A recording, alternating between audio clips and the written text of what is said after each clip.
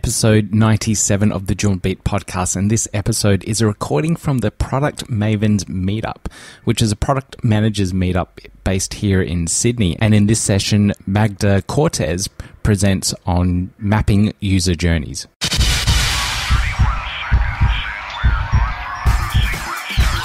Latest Joomla news, design tips, marketing ideas, and interviews with experts in the industry. Beginner or professional, this podcast is for Joomla enthusiasts.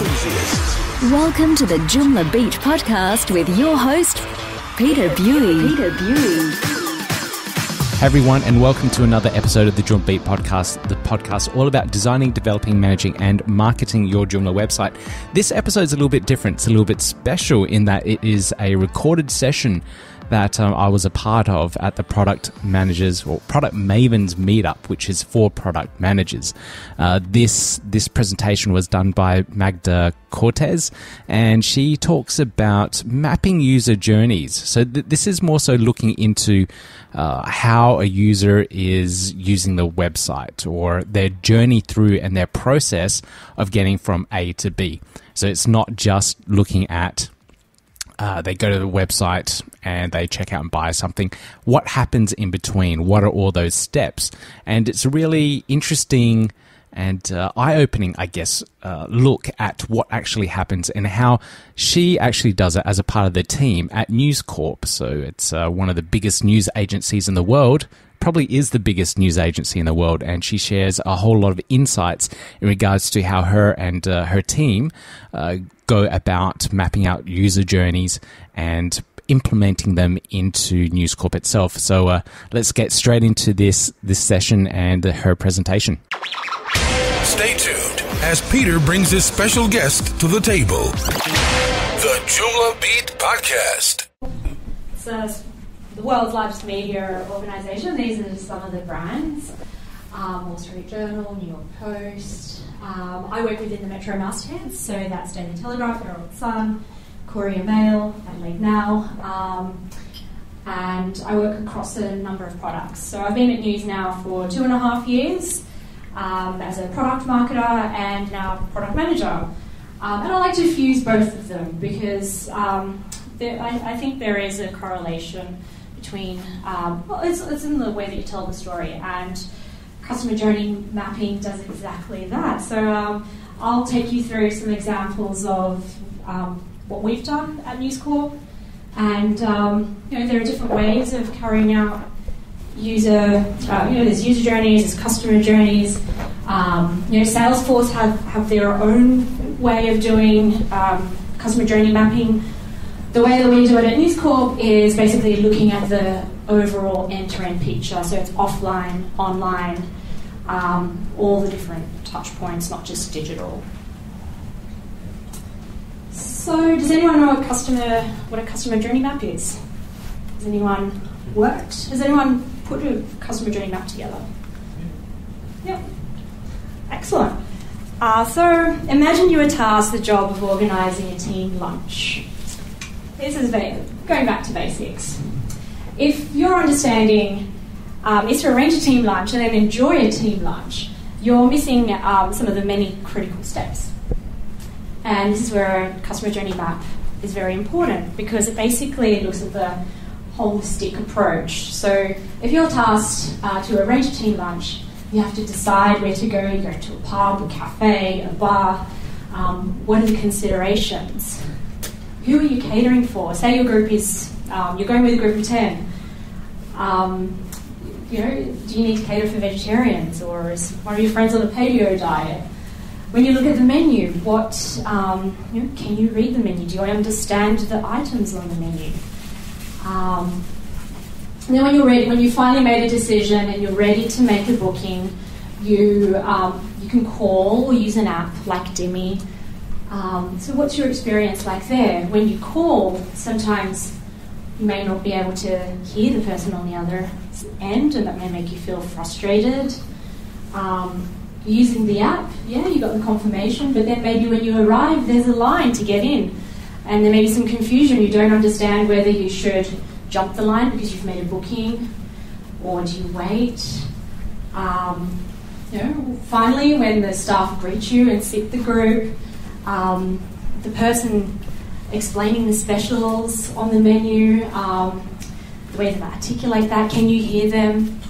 Do you understand, again, what sort of menu, what items are on the menu? Then you're ready to place the order, and so on. So it's basically looking at everything. So from the moment you decide, that might be looking at broadsheet or concrete playground or urban spoon, for instance, a motto.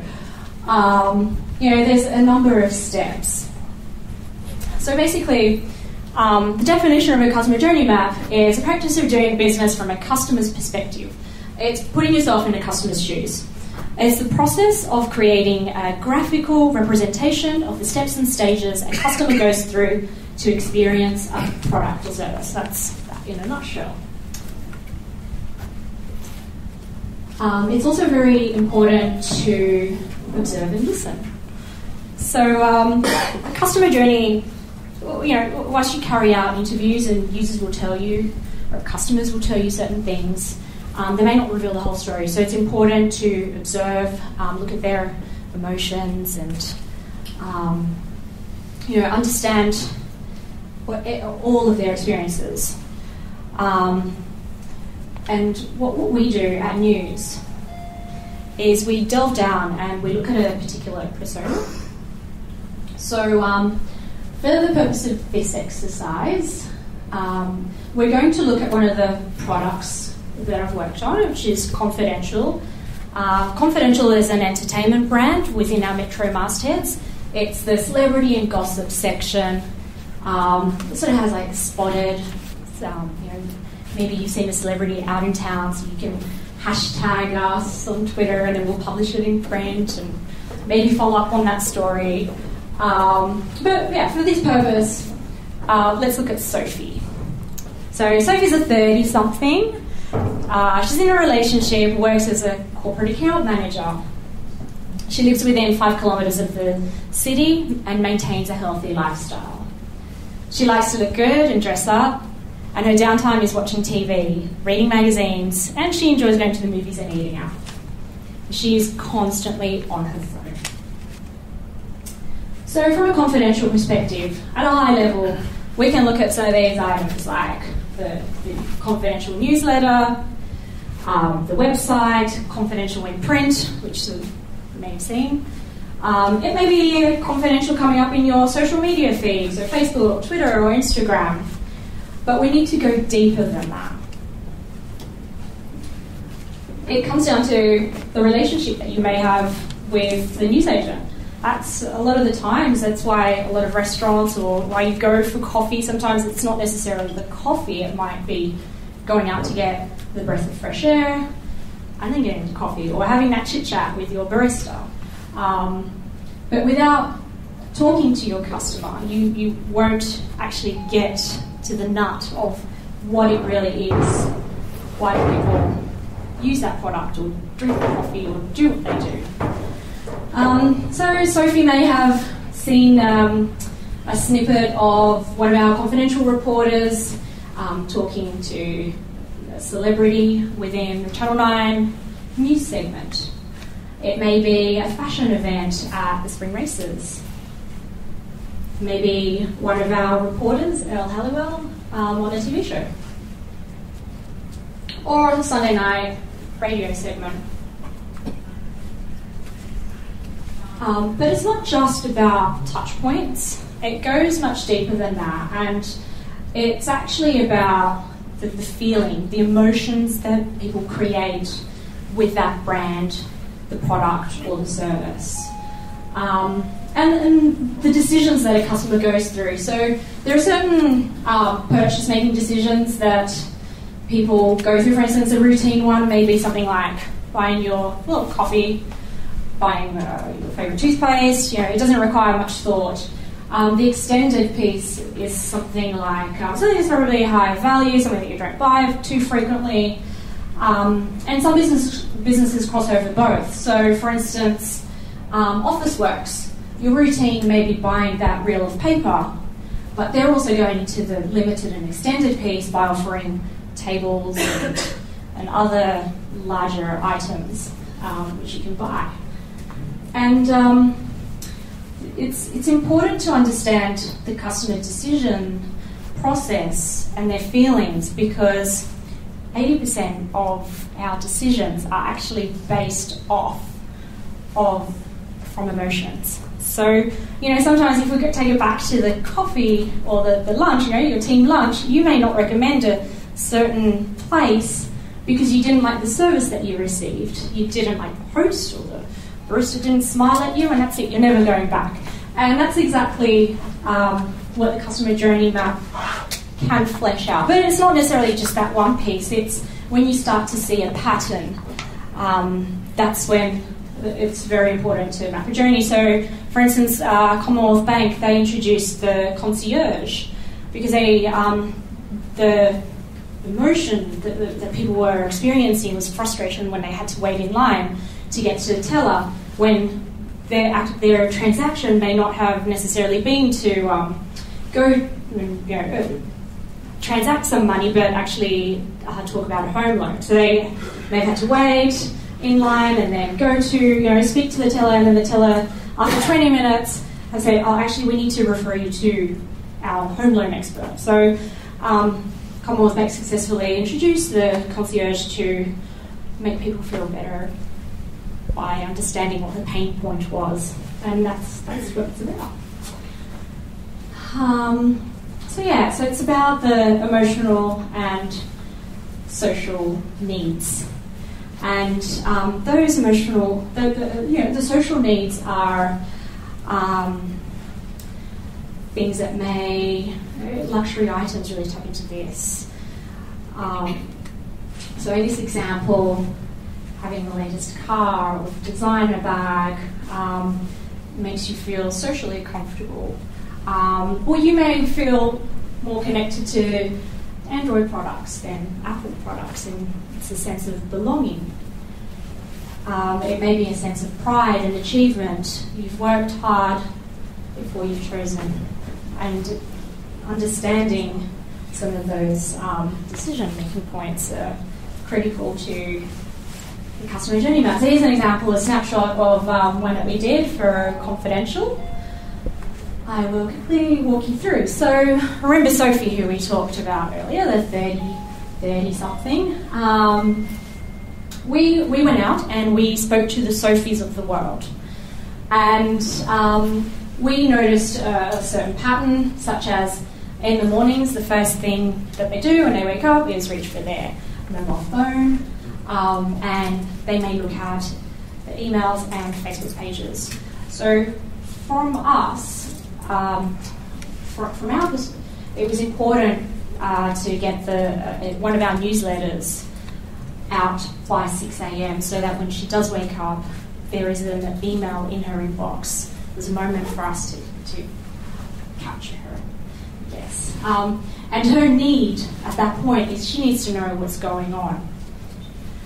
And her touch points are the mobile phone and products such as Facebook and EDM.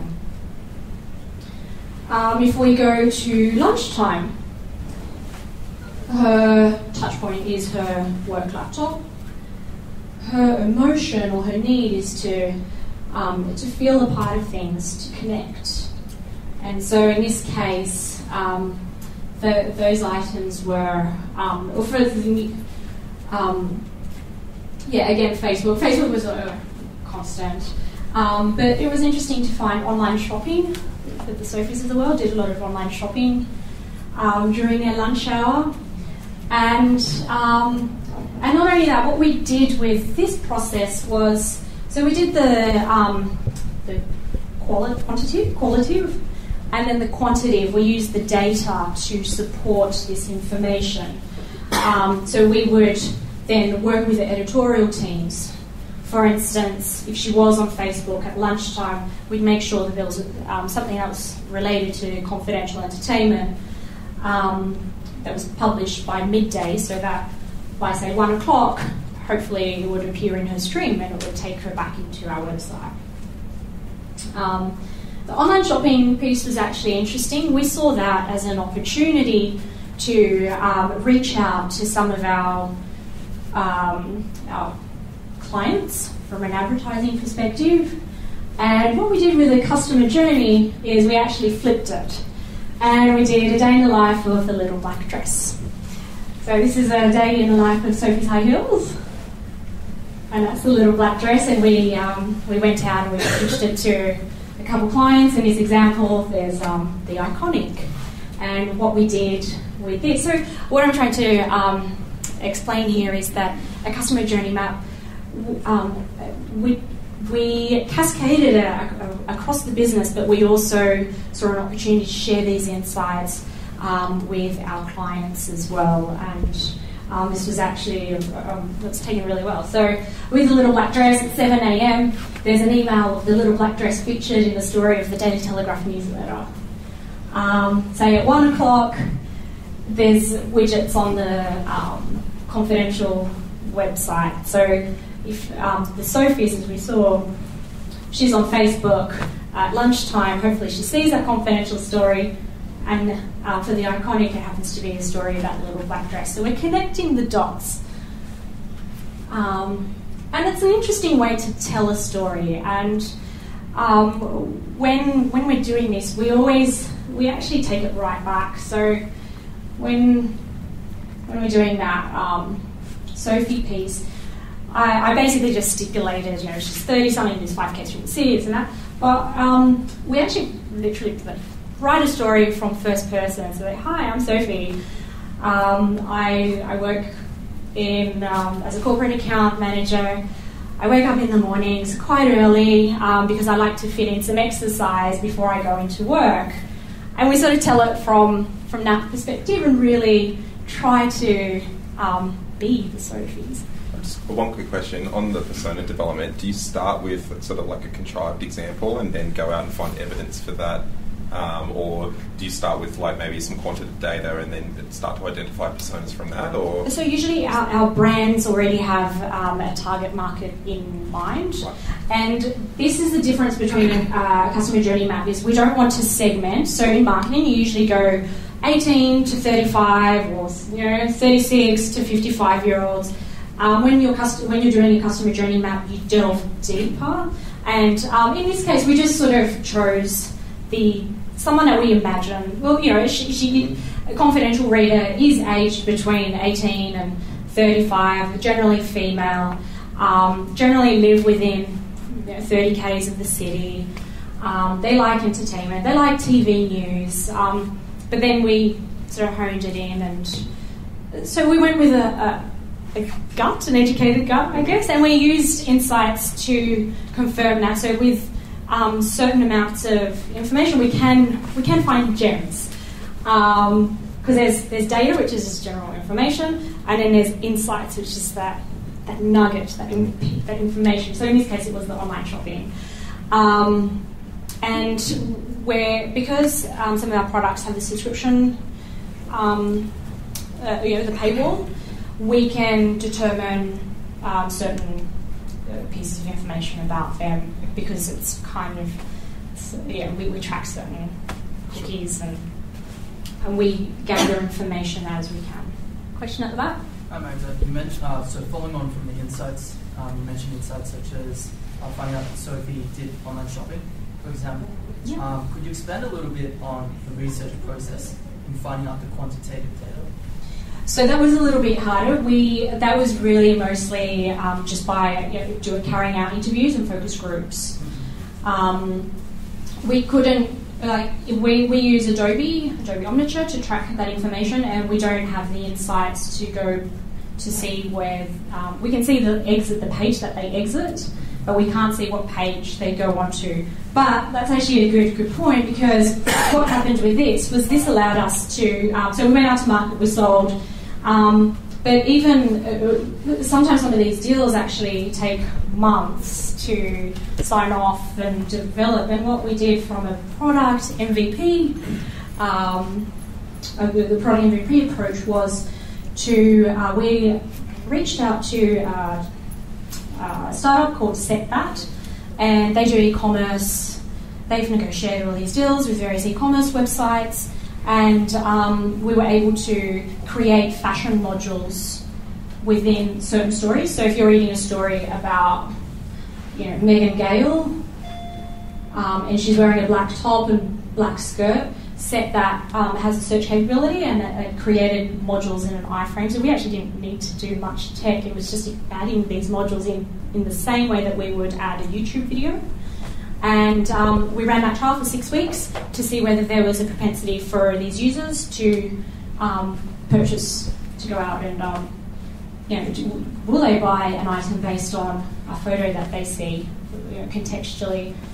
So it's not necessarily a fashion story per se. It was a story about Megan Gale at one of the races. She happened to be there. Wrote about it at the very bottom. There was a fashion module, kind of like an affiliate you would see in some cases. And the rates were much higher than, the click-through rates were higher than advertising, and that allowed us to go out to market and present these findings and create more. So we've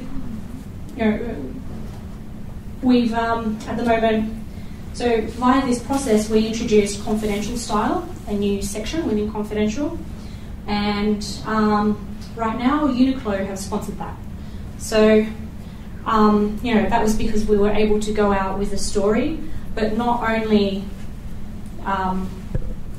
hunches or assumptions. We were able to test that, as you said. So we didn't. We made the assumption that a lot of these Sophies of the world would like eat to shop, but proof is in the pudding, right? So,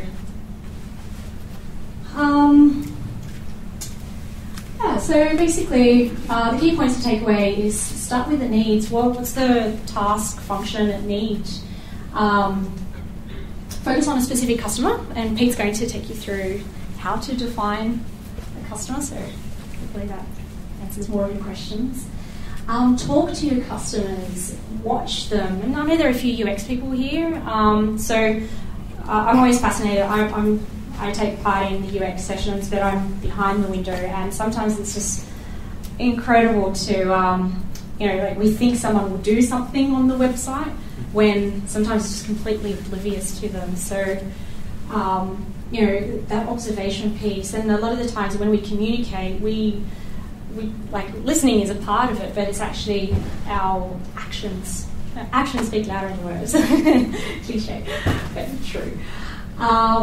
End to end. So people don't think in isolated experiences. Our organisation is still very siloed, but the importance of a customer journey map is to involve all areas. So if you work in a large organisation, take someone from marketing, someone from sales, take a developer, and work with a cross-functional team to map out the initial customer journey flow, and then validate that with the interviews and the data. So it includes the touch points, the emotions.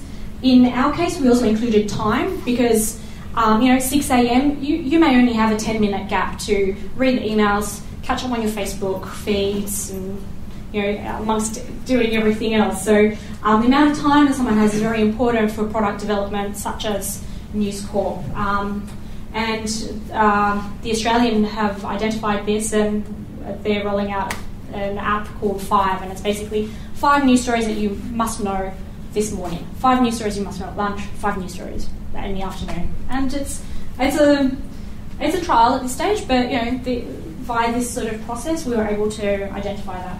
And what are the key behaviours? What are their frustrations? And how can we solve them? Which is the ultimate. That's all the product people try to do. Any other questions? Yeah. Just maybe to add to point 5.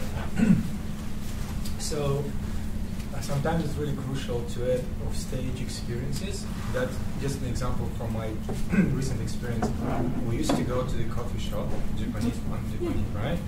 And they made, normal coffee, right? They're really friendly. But if you go there at a certain time, let's say 9 a.m., then highly likely there will be a big rubbish collector car. Yeah, and right, that will bring awesome, fresh air. So you kind of screw that. I'll try another one, right? So, but if you don't take this into account, over time we just basically change our kind of experience. We say, you know what? screw this place, let's go to this one because it's not bad. Yeah. You know what I mean? And that's a valid point. Things like that can impact your business, brand.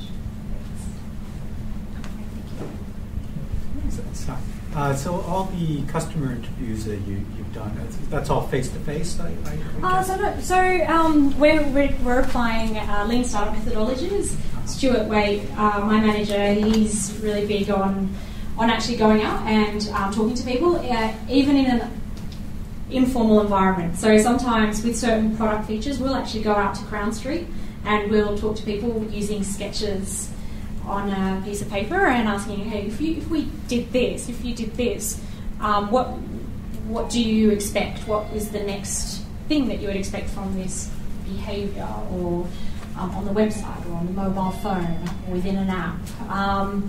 So we do formalised ones, but the motivations are quite different.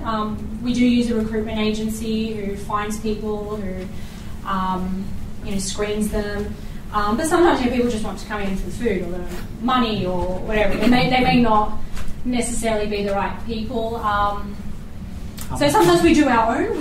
We'll just go across to someone that we haven't met. We've got about 800 staff members here in Lisbon. I know it doesn't look like it, but 4 floors.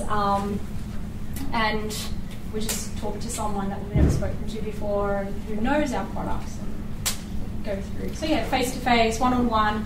And we do groups of 8 or 10. We've got rooms with a one-sided mirror, and sometimes I'll sit in and observe. So a variety. Depends on the budget, really. Yeah. Do you talk to existing customers much at all? And what do you find? What do you think the key differences are between going out greenfields, talking to people that you don't really have any sort of context on, versus the people who are already your customers? Yeah, that's a good one. So my experience with that was with working on MX. So MX was the commuter newspaper. It was handed out at the stations, and my project was to redevelop the app. And during that phase, at the initial thinking stages, we went out and just sort of spoke to people because we wanted to be a little bit radical and create something different. Sometimes the challenge is, so there are a number of things. One, sometimes people don't want to talk to you. They think you're going to sell something, so they're a bit standoffish, and they don't have the time. Compared to someone that's coming in for research, they know that they're coming in for an hour and they'll spend that time. Whereas if you're approaching someone who's waiting in line for coffee, they'll give you 5 minutes. So you have to be quite direct with your questions. It's the difficult part with the spontaneous approach is sometimes I think they may be skewed based on the approach, because whilst researchers have a special ability to remain neutral, and they have certain composure about them and the way that they frame their questions. When we go out and our questions are framed, but we're not professional researchers. We don't do this day in, day out. And sometimes, our emotions, we don't realise that we may be talking to someone and we're nodding, like, what do you think of this feature? And just, you don't realise. And they may tell you what they think you want to hear. And that's why it's important, if you can get someone for, say, 15 to 30 minutes to really keep asking why. Oh, why is that? So why did you think it was that? And just rephrase and paraphrase the question in different ways. So it's challenging. And with the MX, we did have, as part of the redesign, we also did a redesign of the paper, and we had loyal readers who came in on number sessions, who were passionate. However, they were paid, and it was really good research, actually. They could see the differences, and they were quite chuffed to be part of that process. Awesome. Yeah. Sorry, long answer. Cool. Over to Peter. Great. Do you want me to hold that for you? You're listening to the Joomla Beat podcast. Joomla.at. So hopefully you found that really useful and really interesting. I know I sure did. Right after this, I did a persona workshop, and I've got some slides and some material from that, and I can place them online.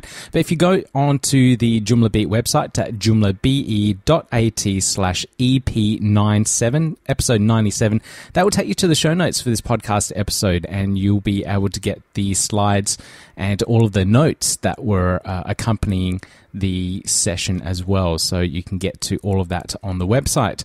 Now, if you found this useful, if you like the podcast, if you want more of these types of sessions where I'm recording presentations from various events around Sydney or around the world, wherever I happen to be, let me know. Drop me a line. Email me at mail@joomlabe.at,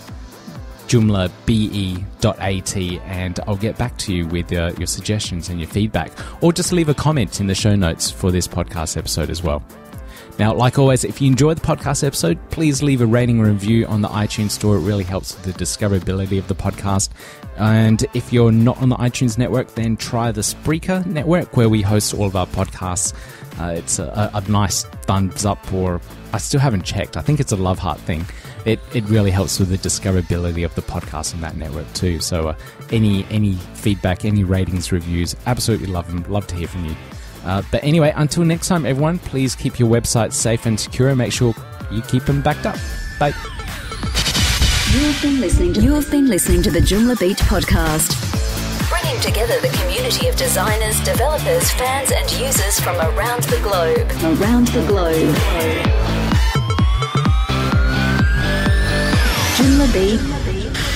Joomla Beat.at